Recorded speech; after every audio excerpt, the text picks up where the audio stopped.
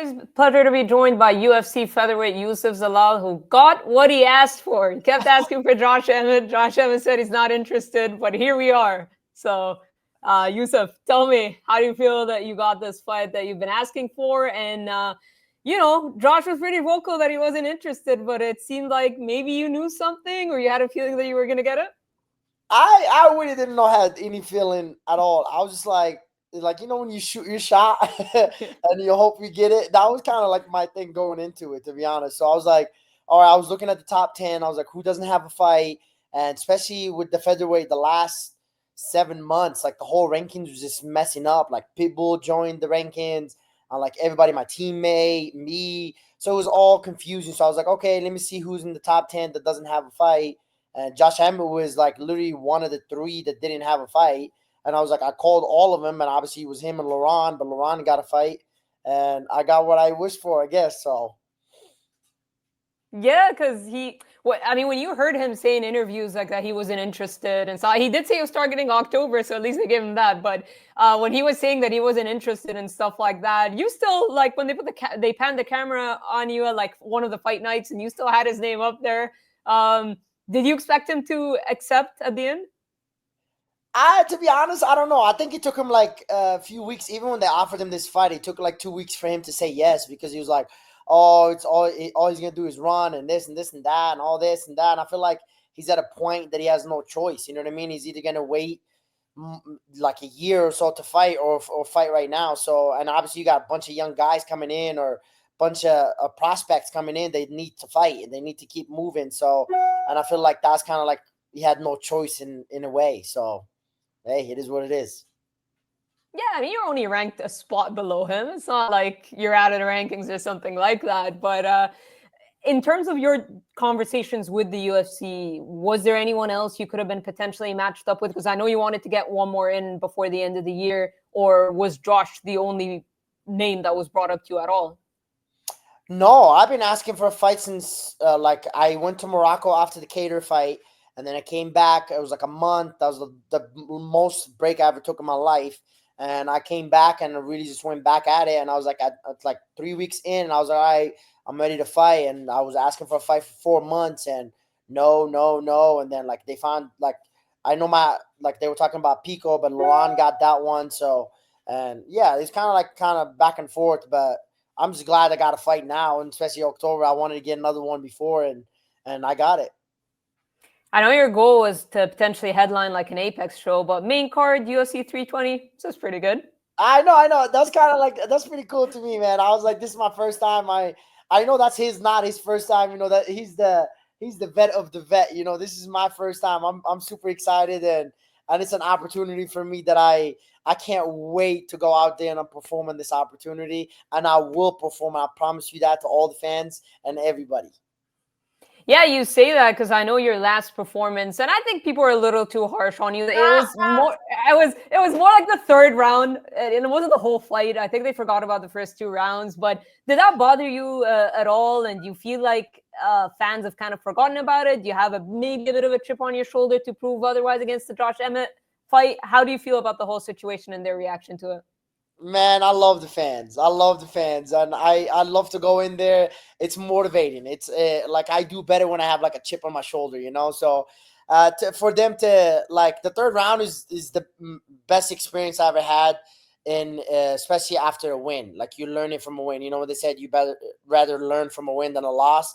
That was kind of my thing. Is like the third round just hit me. Everything just hit me. I was like, oh my God, I'm fighting Calvin Cater, and my issue with Cater was I gave him way too much respect, like way too much respect than I ever did to any opponent that I ever fought. So that was kind of like messing with me. And it's third round. Oh my gosh, it's Cater, co-main, all this stuff messing with me. So that's the best thing. Like I said, like when I got cut in the UFC, that was the best thing that happened to me. And what happened with Cater is the best thing that happened with me. And I just keep improving and improving on that one. And to all the other fans, I still love you. You'll be watching, and then you'll be tuning in. And then after I perform, you'll be like, oh my gosh, I'll jump on the train again. We like him, blah, blah, blah, all this.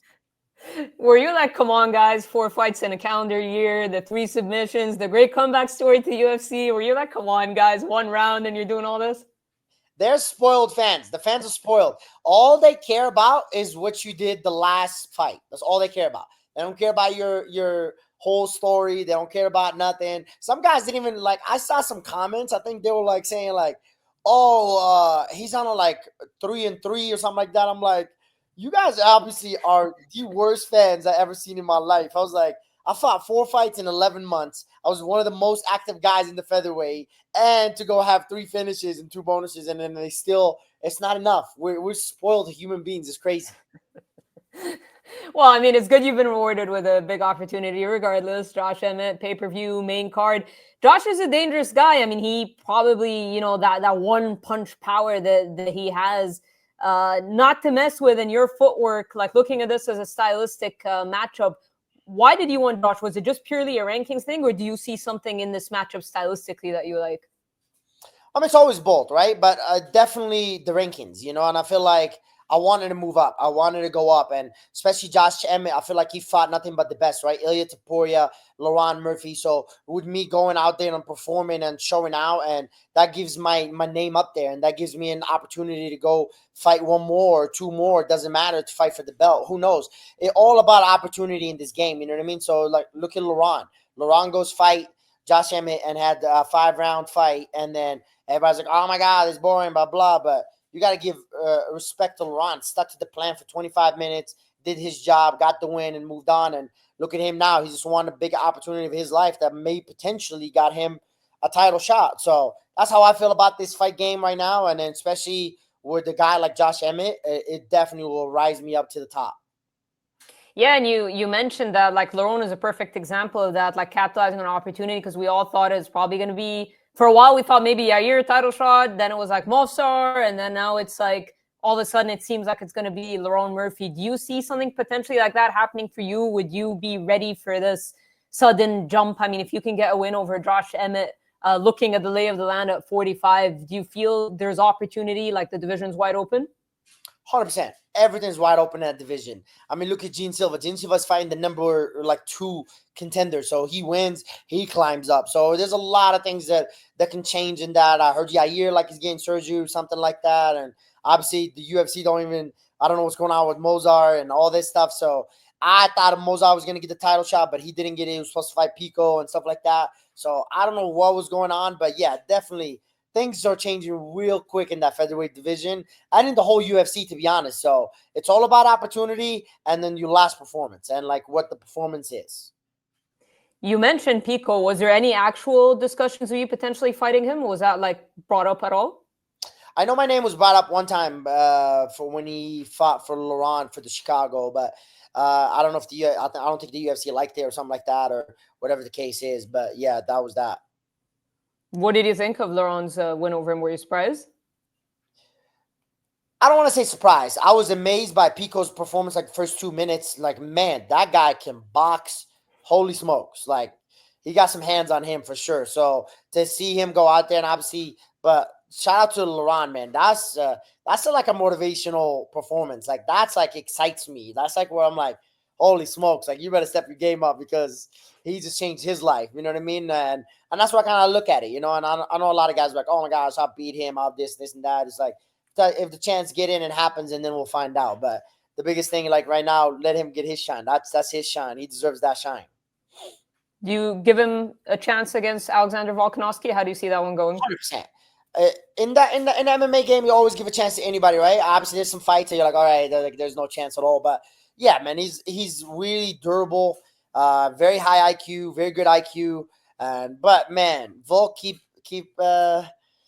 changing a lot of people's minds, even at that age that he's at. So I definitely be watching. I'll tell you that. I'm definitely gonna be watching that fight if it happens.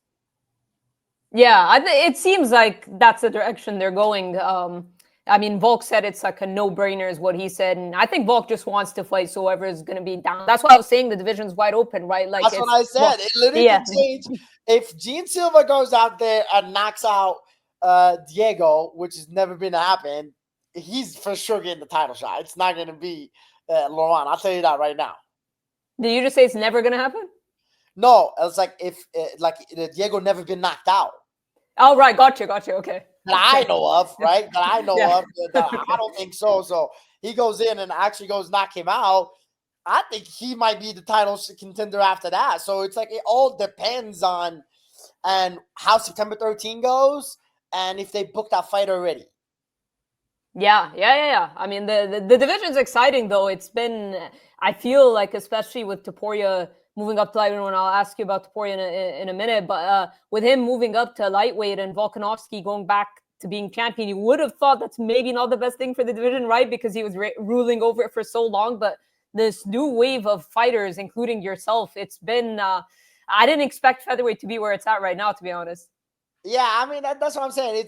It's a blessing. I'm just grateful to be even in that conversation of the rankings and all that stuff. So for me to see the hard work paying off and really see the like as they say the hype or the notice and all that stuff is like I'm super grateful for that, and I can't wait to see what the future even holds even after October 4th. So I'm super excited about that.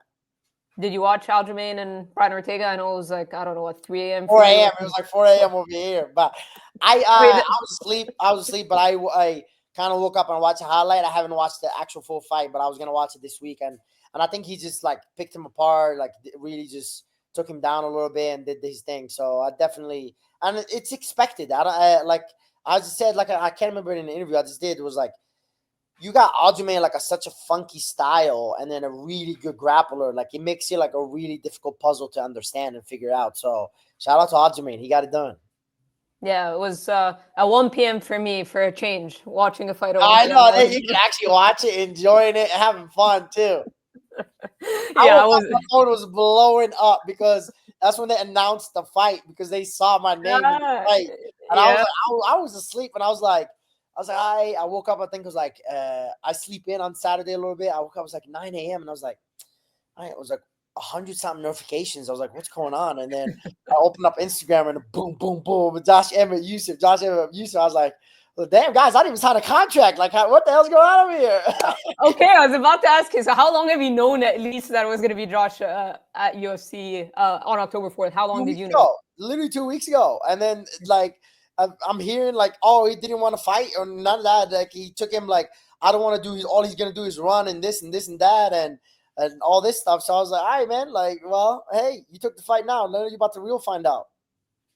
All right. And did you take anything away from Laron's particular performance? Because you talked about Laron being a patient fighter, and so are you. Like you're someone who kind of dissects what's going on in a fight. So did you take anything away from Laron's performance in particular? Because I mean, I know he fought Bryce Mitchell, he fought Ilia Topuria, Yair Rodriguez before that, but I think Laron is maybe, correct me if I'm wrong, maybe the performance that you would look at the most, at least the recent ones.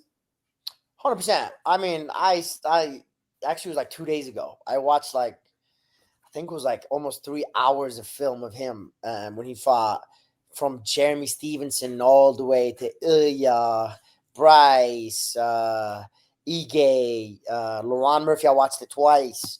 And yeah, definitely. Obviously, you always got to watch the last one, but you also got to watch all the other fights as well to see all the mistakes, all the little mistakes and stuff like that. And yeah, there's definitely a lot to take from just the Laron Murphy fight by itself. Do you think he's sold down at all? Like, I know he's obviously up there in age and stuff naturally, but do you think in terms of his actual performances, do you think he's sold down from, I mean, the Bryce knockout wasn't that long ago. That's the problem. Like with Josh Emmett, it's not about slowing down. It's about, can he find the right shot? If he can find the right shot, he can shut everybody's lights out. So that's like the biggest question and the biggest puzzle fighting him. It's, hey, don't let him find the big shot. That's like the biggest thing, right? And it's easier said than done because he is an aggressive guy and he's just coming forward and stuff like that. He was willing to trade shots to find his own shot. So it's definitely ways to go by this. And yeah, like I said, this is one of the most difficult puzzles for me, but I think my style for this puzzle it works perfectly. And we've seen you mix in your grappling in a lot of your recent wins. Do you see this primarily? I know Josh can wrestle as well. Do you see this primarily playing out on the feet, or do you see a world where you guys mix it up in both, like whether him trying to take you down as well? I know. I mean, the Laron Murphy fight, he wrestled a lot more than he ever did. I think they said the stats was these first two takedowns in I don't know how long. So that was pretty interesting to kind of see. So yeah, I'm definitely ready for that. I'm ready for everything. It's an MMA fight, you know what I mean? And if you watch me fight, I like to mix up everything. I don't care if you a black belt in jiu-jitsu or doesn't matter, wrestling and this and that. I like to test myself and push myself, and if I can make the fight easy, I'll make that fight easy. Where do you feel like your biggest advantage in this fight is? Speed. I feel like my speed is completely advantage coming into this fight. Simple as speed versus power in this matchup. Is that the way you see it? You trying to evade his big shots, in and out movement, that kind of thing? 100%. You want to go out there and really uh, enjoy that Muhammad Ali, Floyd Mayweather like energy and all that stuff. So yeah, definitely. And if, like I said, like it's a dangerous guy, you got to watch out for that right hand and left hook, or mostly the right hand, obviously, that he's famous for. But you got to watch out for everything for me. So it's not just a right hand, left hand, and I'll just go, oh, Youssef doesn't got power, blah, blah, blah, blah, blah. Okay, oh, you'll find out. Well, I mean, you said the comments haven't bothered you at all. I mean, you're taking it Oh, I'm lightheartedly, but petty. I'm petty. I you're am petty. petty. Trust me. More comments, please. I have people saying, "Oh, I hope you get knocked out." This and this and that. All you gotta see my face is like this after the win. I'm like this, It's just always smiling. like that. I was like, It's hey always man, like that. what I love about this sport is you get to do all this and that, and but hey, you got power, but you'll find out when speed hits you and then the power hits you, and then you'll be like, oh shoot, this is completely different. Yeah, this is not just a guy that can run and all that. Guy can really change your life too. So yeah. I mean, you're always smiling. Let's be real. I know I'm about to say even they talk smack to me, but yeah, I like that's what I kind of been on like a phase a little bit. I don't know why. I was like, all right, you guys want entertainment? No problem. I give you entertainment, and I've been responding to every single comment that I saw on my post, and I went off on those guys. I was like, oh yeah, and then there was like one guy who was like, yeah, you suck, this and that. And I was like, oh really? I was like, yeah, why? What happened? He's like, oh, you did this run, blah blah blah. And I was like, oh okay, I ran to the bank. Yeah, I was like, I can't tell you that. And then he's like, oh, I was like, you'll be watching though. You'll be watching the next fight. And he's like, all right. I was like, man, I'll whoop you. And I was like, hey, you know my address. Come pull up to the gym at any time. He's like, all right, man, you're right, you're right. I'm a new supporter now. So I was like, yeah, all right. Oh, there you go. Well, you're winning some over already. Well, you mentioned training there. I saw in your story you've been doing some training again with Justin Gaethje. Is that correct? Yeah, man, he showed up to Factory X a few times, and I got the pleasure, obviously, to train with him. He's even though out of camp, but it's still good training. Obviously, who's not gonna train with Gaethje? You know what I mean? And especially Gaethje is a power guy as well. Like I feel like he's a technical power guy, if that makes sense. But he comes in and brought some heat as well, so I had to really be careful. And all my teammates too, the short guys that I have right now that I'm working with, man, they've been going after me. They've been going after me, trying to land that right hand, left hook, and yeah, it's gonna be a hell of a camp. I'll tell you that. Has Corey Sandhagen come by? He's on the Yeah, same yeah, card yeah. as you. Yeah, I sparred with him. I want to say 3 weeks ago or so, Okay. but I'm pretty sure he's gonna come back again either next week or this week. Oh, okay, awesome. Well, I wanted to ask you about Ilia. I know you get asked about him all the time, but him at lightweight. Any disappointment that he left the division? Because I did talk about how, initially you would think Volkanovski being champion again, it was like, he lapped a lot of those guys. But we talked about how featherweight has so many new, fresh faces. But any disappointment that Topuria is at 55 and no longer featherweight? Personally, yes, because I want to fight that guy, right? But when it comes to the standpoint of like just the career and all that, no. I mean, like I support that. That's gangster, man. Like you go up there and do what you did. That's like motivational. That's like inspiring. So yeah, I mean, there's no disappointment at all. Like I said, personally, selfishly, yes, little sad about that, but yeah, definitely no. He's killing it. And people continuously attach you to his name. And I know that's rich coming from me because I just mentioned him right now. But how do you feel about that in general? Like, you took Topuria the distance. Like, I know it was a long time ago and both of you were young in your career. But how do you feel in general about constantly being attached to him? Because I think they mean it in a positive way. But how do you feel in general? I mean, it's the fight game, right? It's it just aged well. How about that? Like the Yeah. loss aged well. That's all it is, and it's making me like it's helping my second stint in the UFC, if that makes any sense. So that's like kind of like in a way that's how I'm taking it. But obviously, you don't want to be stuck to somebody that's like, hey man, like I want any guy that I lost to, I want to have the best career they ever have. You know what I mean? Because like you said, like you go in there like, oh man, he lost to nothing but the best, and I fought nothing but the best as well. So for me to have that opportunity and then that chance, it's really good, you know. Yeah, and a couple more before I let you go, and I appreciate the time. What do you make of Volkanovski now? I mean, a lot of people counted him out against Diego Lopez, but you know, proved that he still got it, especially coming off of those knockout losses. And what do you think of him in general? Like his second reign, or he's about to start his second reign. Do you see, hopefully, when you make it up to the top, do you feel like that's the guy to still be on top? No. When I make it to the top, Yeah. when I make it to the top, inshallah. Don't worry about that. But yeah, man, it's everybody loves a comeback story, right? And everybody that's like like for some reason, like movies or anything, that's the number one thing they love is the comeback stories. And who doesn't love Volk either? You know, Volk is like one of the nicest guys on planet Earth. So yeah, it's definitely all I gotta say is there's a lot of people coming from him for him, and then there's a lot of talent that's coming for him. So whatever he's doing, he better keep doing it and keep being better at because there's a lot, including myself. There's a lot of people going after him. So and especially with that featherweight division, like styles are changing quick. Like you got a wrestler, you got a guy who does everything, you got a power guy, you got this, you got that. So yeah, that's the one thing that makes it exciting. Yeah, and I don't know if I asked you earlier about your prediction for Diego Lopez and Gene Silva. Who do you think wins that one? That's a tough fight, man. I don't know. Gene Silva sound very confident he's gonna finish this fight, but obviously Diego is like really durable and willing to go in the fire, so he's very dangerous. And I know he's been training a lot of wrestling, so we might see something different in this fight as well. So I'm excited, but we'll see. If I had paper wise, they probably say Gene, but I don't know. I'll be watching. That's all I know. I don't know who to pick on this fight, but I'll be watching. You think if Gene Silva wins, he'll leapfrog Lerone Murphy, or do you think Shaw goes to Lerone Murphy? If he finishes Diego, yes. Interesting. Well, yeah, I almost guarantee you right now he gets a title shot.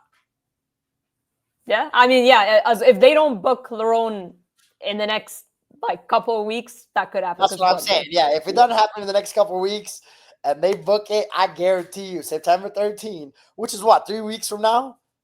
Yeah, basically. Yeah, 3 weeks from now, or that fight doesn't happen, and he goes finishes Diego, but also Diego goes finishes him. That might give him a second fight. You never know.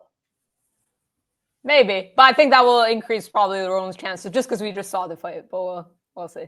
That's actually true. But again, yeah, that's true. I feel like it depends on who sells more or this and that. But I don't know. This is the fight game, and that's what makes it so beautiful.